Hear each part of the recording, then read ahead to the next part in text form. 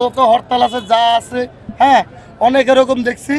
আমি অনেক জায়গায় না খেয়েছিলাম, অতএব শেষ পর্যন্ত আজ পর্যন্ত আমি না খেয়ে আছি। এখন পর্যন্ত আমি একটা ভালো জানা মুখ খেতে পারিনি, অতএব সকালেও না।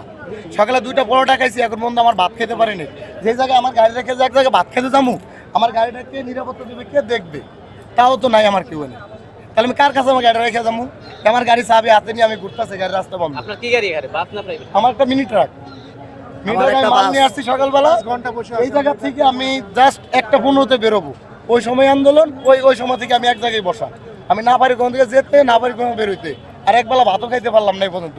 আর আমার সাথে লোক যারা আছে তারা আমার থেকে চলে গেছে, কারণ আমি এই জায়গায় বসে আছি। বিকল্প কোনো রাস্তা ছিল না?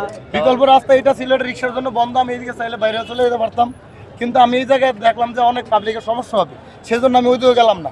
আর ওই জায়গায় তো সমস্যা আছে, যেমন ওরা কি যত ইঞ্জিন চালিত গাড়ি আছে, রিক্সাওয়ালাগো ঝামেলা সব আমা করবে, পাবলিকের ঝামেলা সব আমা করবে। যত এই দেশে যত ঝামেলা আছে সবই আমাদের উপরে। তাহলে কি আমরা কি এই দেশের শত্রু, নাকি আমরা এই দেশের বাইরে থেকে আসছি?